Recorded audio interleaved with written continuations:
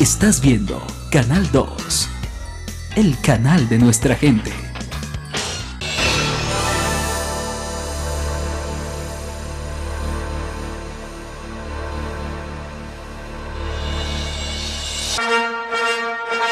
Entra en circulación Palabra Plena.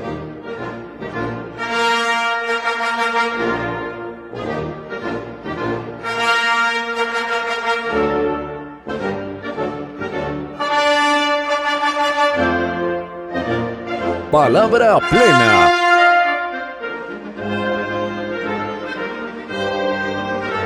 Presentan Corporación Viviendo y Raíz Colombia. Buenas noches. Palabra Plena, pensando en qué es posible hacer, es decir, la pregunta, ¿qué es posible hacer en cada uno de los espacios donde por alguna circunstancia actuamos? Tenemos un oficio, un deber, una obligación, estamos representando algo o a alguien. ¿Qué es posible hacer para que la convivencia, para que la paz en el país, para que los desarrollos necesarios y nuestra participación responsable en el posconflicto traigan como resultado la anhelada paz? Esa es una pregunta que tiene que ver fundamentalmente con el espíritu de la Corporación Viviendo, porque es como la respuesta al tema de cómo incluir, que es la filosofía de la inclusión, y es nuestra obligación, nuestro deber, seguir promoviendo en este espacio de Palabra Plena. Esta noche el director de la Corporación Viviendo, que auspicia este programa, que ya lleva 2 años, ¿no? 2 años. Raúl, le estamos cumpliendo cerca de 2 años cumplidos, sí. De acuerdo. Raúl, el tema de la filosofía de la inclusión, el tema de la inteligencia convivencial, ¿ha encontrado algún sitio en zona humanitaria de derechos humanos? Porque Diana, en el programa que se hizo sobre Buenaventura, no tuvo todavía el tiempo de entrar a hacer esa reflexión a fondo. Entonces, bienvenido a Palabra Plena. Usted es alguien de los que no solamente tienen la llave, sino la clave. Usted abre Palabra Plena desde dentro, como es necesario abrir. Por eso, pues, quería preguntarle qué sitio tiene en zona humanitaria, ¿sí?, y derechos humanos este tema filosofía de la inclusión y la inteligencia convivencial. Buenas noches, Jaime. Buenas noches a quienes a esta hora nos observan por la televisión y han sido ya asiduos de este programa. Zona Humanitaria, Zona de Derechos es una propuesta que está siendo financiada en este momento por el Ministerio del Interior, que ha confiado a través de Corporación Viviendo y de la Fundación Chambalá en una propuesta que hicimos hace un tiempo para que la metodología de centros de escucha se pudiera llevar también a un espacio que, cuando se habla de zona humanitaria y además zona de derechos, se está hablando de un espacio con unas particularidades, donde se anuncia que hay una serie de asuntos que tienen que ser resueltos en el marco de los derechos, en algunos casos restitución, en otros casos protección, que debe existir un ambiente, o más bien, un ámbito comunitario donde esto se escenifique, y debe haber una propuesta que permita articular lo que una comunidad ya tiene en este momento como desarrollos propios y ponerlo en contacto con lo que la institucionalidad debe garantizar en lo que tiene que ver con respeto de derechos. Es una propuesta que está empezando, es una apuesta que estamos haciendo con el Ministerio del Interior, en la que confiamos que una propuesta ya establecida como es zona de derechos, zona humanitaria, pueda tener un desarrollo en el ámbito comunitario desde una estrategia como centros de escucha. Uno oye decir zona, a veces zona restringida, zona, sí, pues no pase peligro, toda esta cosa. Uno podría pensar que zona humanitaria tiene un un lugar especial y espacial, y por fuera de ese lugar podría haber algo que también es una afuera y que la aceche, que la mortifique, que la moleste, o... Bueno, zona humanitaria es un concepto establecido que no somos nosotros quienes lo desarrollamos, ya está establecido, tiene sus particularidades, sus marcos de acción, una forma legislativa de ser llevada a cabo. Inicialmente la propuesta fue considerada para ser desarrollada en Puente Nayeros, algunas circunstancias no lo permitieron y se escogió hacerlo en un espacio territorial que es el barrio San Francisco de la Comuna 7 en Buenaventura. Tiene unas particularidades, hay una serie de asuntos que ahí se ocurren, como pasa en otros barrios de Buenaventura, pero este en particular se escogió por tener unas condiciones que lo permitían. Una de ellas, una base de organización comunitaria que dialogaba con lo institucional y que desarrollaba por cuenta propia ya algunas iniciativas. Eso favorecía el desarrollo de la propuesta y permitía además que una propuesta como zona humanitaria pudiera tener un escenario adecuado y en desarrollo. ¿Cómo aprovechar lo que una comunidad ya tiene como iniciativas propias? ¿Cómo ponerla en el marco de lo institucional para que lo institucional se vuelva apoyo, respaldo a esas iniciativas comunitarias? ¿Y cómo activar lo que desde Centros de Escucha consideramos son las redes para que éstas fueran el soporte y permitieran además la continuidad de las acciones que ahí se proponían?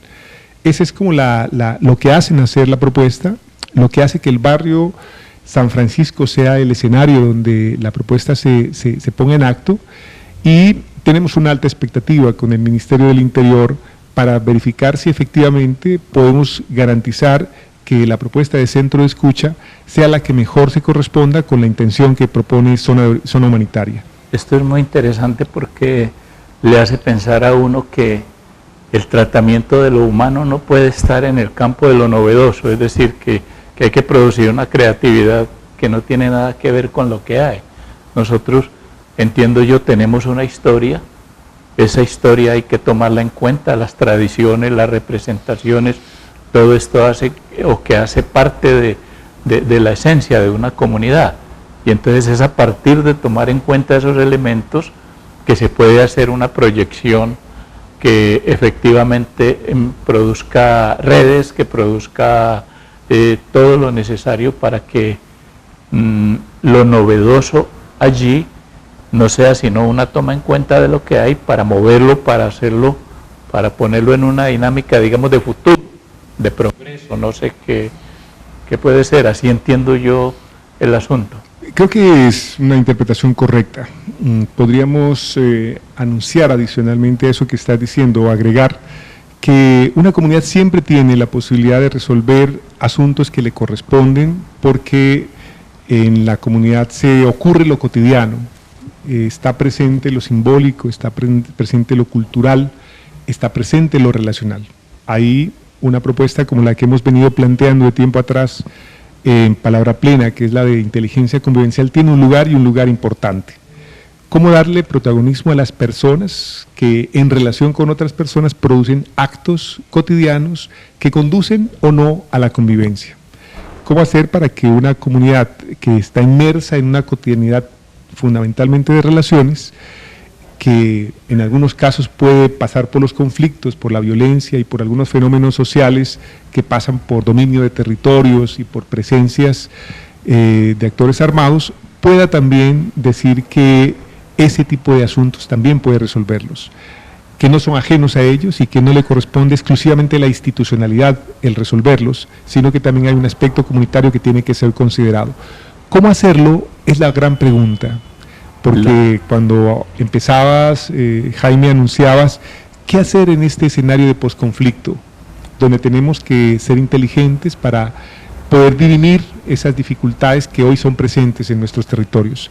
Ahí es donde las personas tienen que acudir a lo que necesitan, esperan, desean que ocurra, porque la convivencia es lo que permite en un momento dado también el desarrollo, hablando en términos de lo que socialmente se espera que ocurra, y es que avancemos.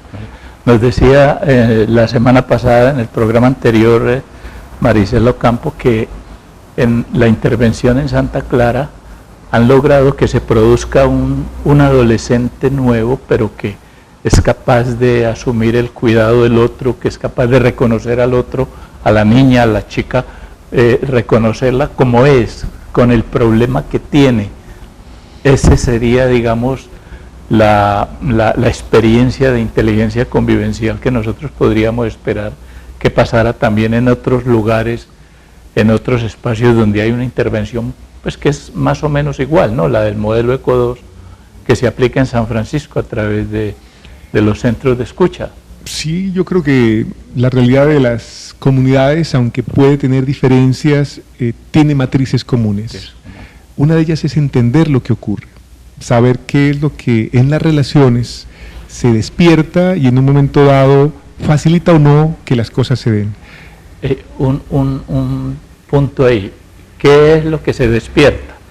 Es decir, que uno podría ir desavisado, desentendido y pasarse toda la vida como quien va viendo vitrinas, pero no se da cuenta de qué es lo que surge. Hay una insurgencia de cosas que hay que tomar, que hay que saber leer, ¿no? Que hay que saber mirar. Creo que ese es el trabajo mayor que hacemos. Cuando hablas de lo que se hace en Santa Clara, no diría que es distinto de cómo lo hacemos en San Francisco. Hay que entender lo que ocurre en las dinámicas comunitarias. Hay una historia, hay una serie de acontecimientos que se han dado y que han permitido que esa historia tenga sentido y entenderlo es lo que nos permite también poder hacer intervenciones más adecuadas.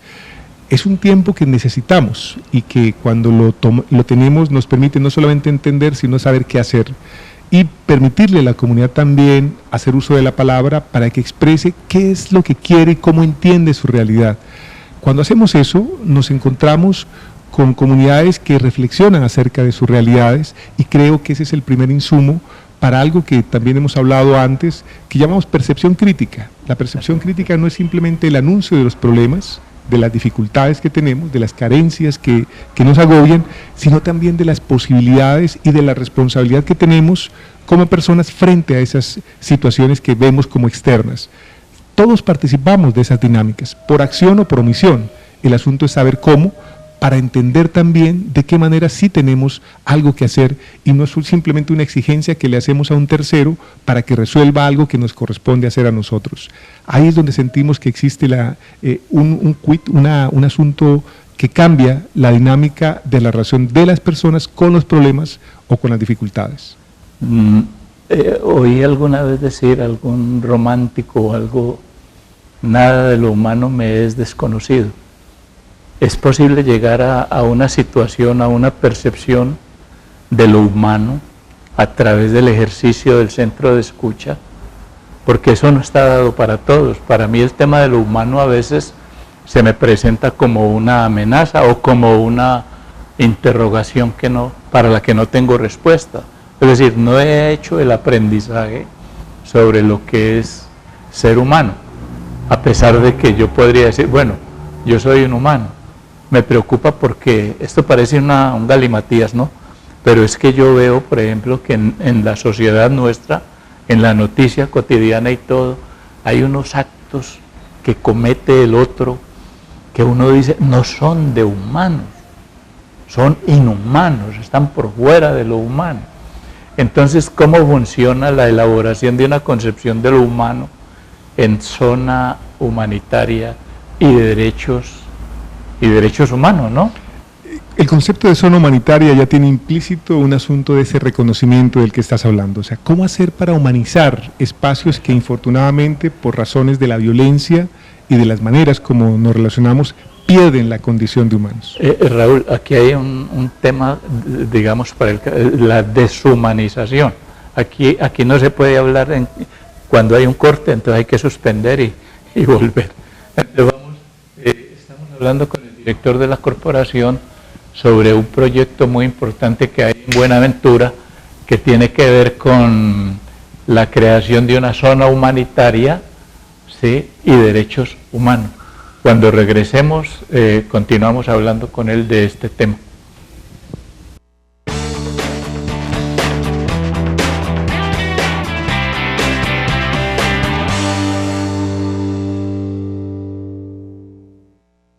Los centros de escucha son una propuesta de trabajo comunitario que ayudan al desarrollo y a la capacidad de respuesta de las comunidades. Estrategia de trabajo que busca prevenir y mitigar el impacto del consumo de sustancias psicoactivas y de las problemáticas asociadas. Corporación Viviendo opera en Cali 3 de estos centros de escucha ubicados en los barrios Potrero Grande, El Retiro y Sultana. Para más información, comuníquese al teléfono 372-1122.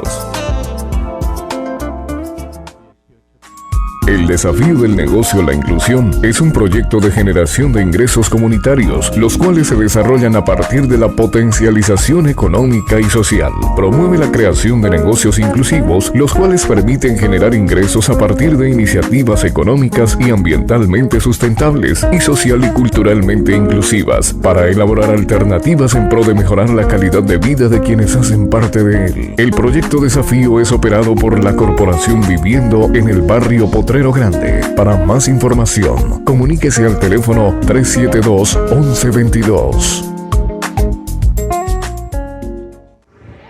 Estás viendo Canal 2, el canal de nuestra gente.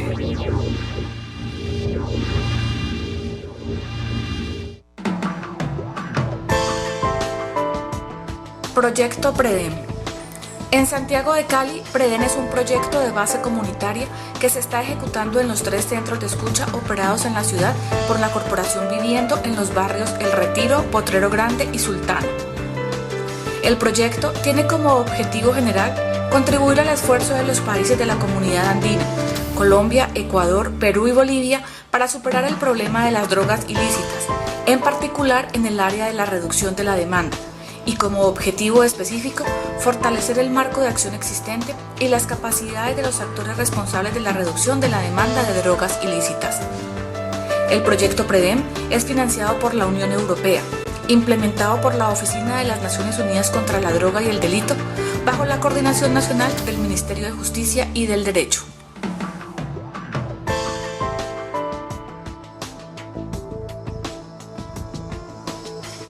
Quédate aquí en el canal de nuestra gente.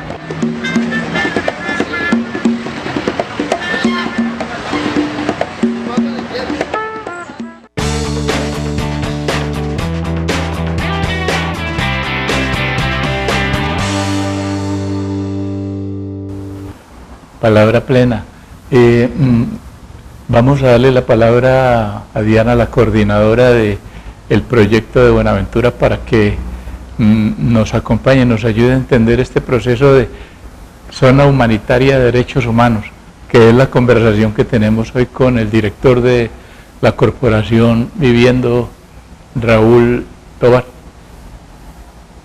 Básicamente las acciones del proyecto consisten como en 3 momentos fundamentales. Uno es la formación-acción, teniendo en cuenta el modelo de centros de escucha y acogida comunitaria, que eso básicamente reúne a líderes comunitarios, organizaciones también de base que están asentadas en el barrio como tal.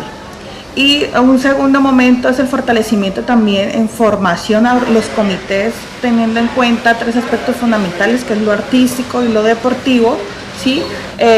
Lo cual se establece en la Carpa de Derechos, que es un evento en el que vamos a articular a muchas instituciones, tanto a nivel de la localidad, Buenaventura, pero también en las organizaciones de base que están en San Francisco. En este evento lo que nosotros queremos mostrar es prácticamente todo el proceso que hemos adelantado en el marco del proyecto, pero también mostrando, digamos, esas otras alternativas que son también válidas en cuanto a la movilización y participación activa.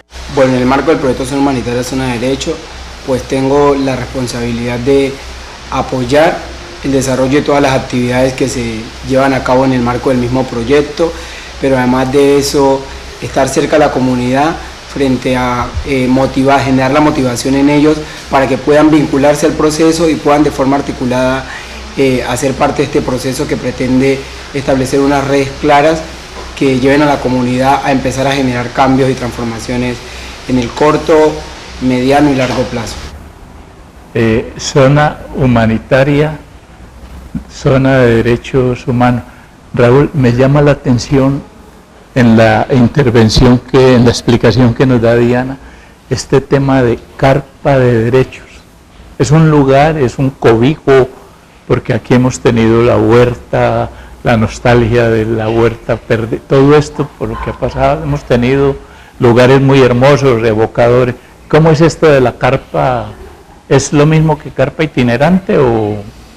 Bueno, ese es el nombre que le hemos dado a una de las actividades de cierre de este proyecto. La idea es que, como decía en algún momento, en algunos casos es restitución de derechos, en otros casos es protección, y hay una serie de instituciones que garantizan o facilitan que eso ocurra.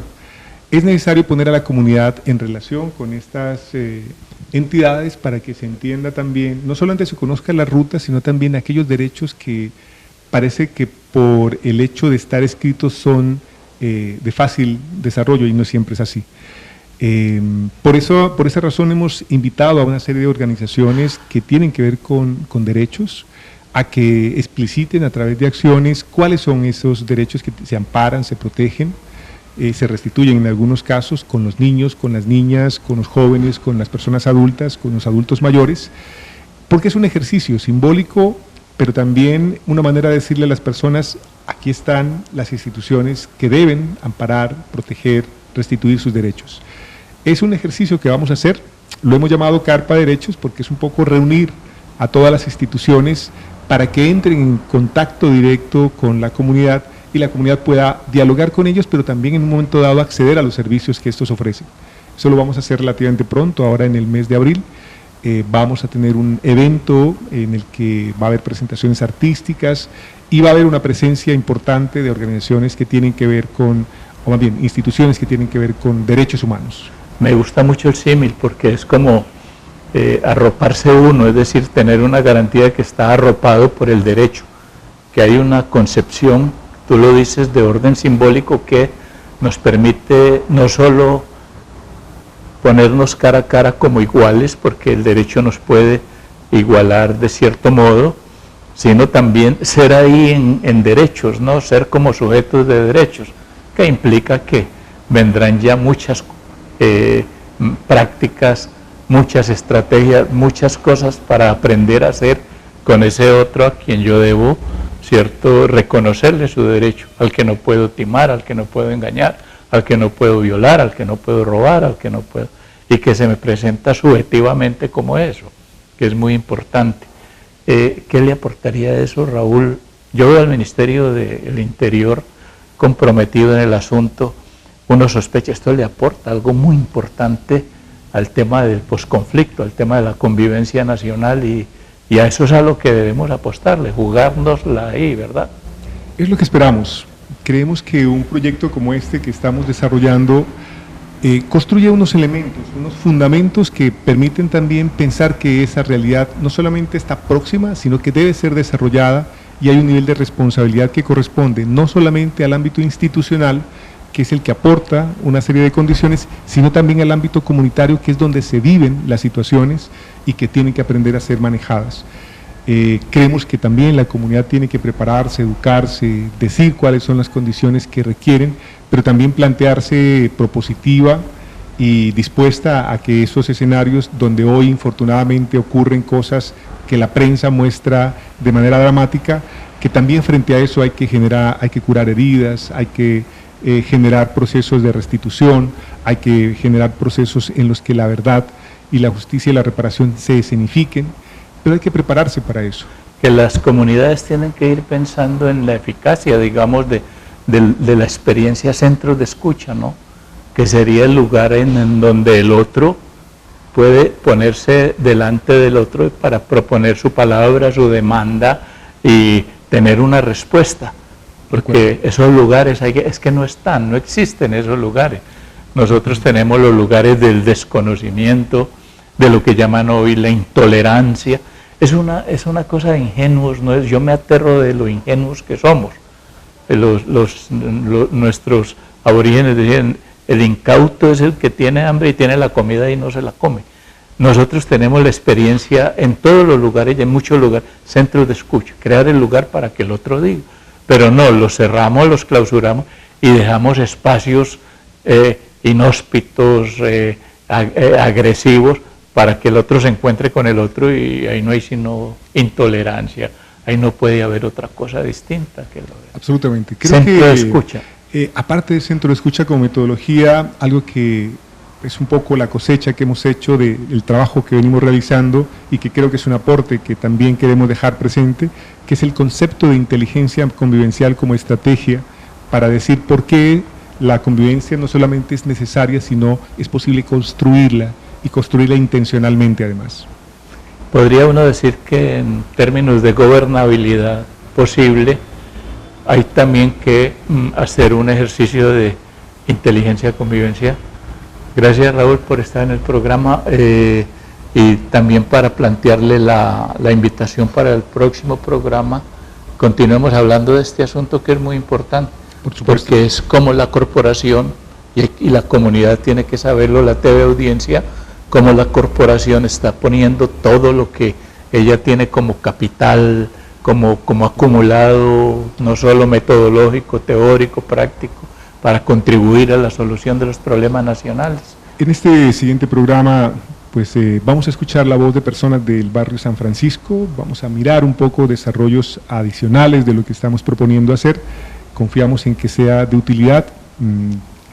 El agradecimiento, por supuesto, es para la comunidad de San Francisco que nos acoge, para el Ministerio del Interior que nos ha permitido el desarrollo de esta experiencia, que confiamos poder mostrar con desarrollos posteriores para mirar a qué tan efectiva ha sido realmente. Gracias, Raúl. A ustedes muchas gracias por estar en Palabra Plena y convidarlos no solamente para que estemos presentes, sino para que adoptemos Palabra Plena como el lugar para conversar con el otro, para podernos inteligenciar, para podernos reconocer, para podernos querer, para podernos cuidar. Cuídese mucho y recuerde, nada ha cambiado excepto mi actitud, por eso todo ha cambiado. Nos vemos el próximo martes.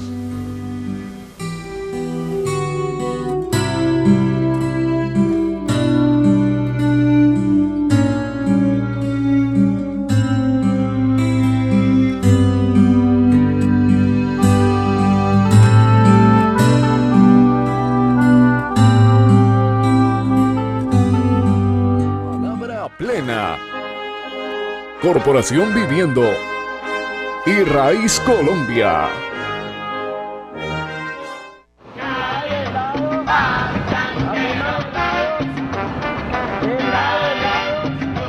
Estás viendo Canal 2, el canal de nuestra gente.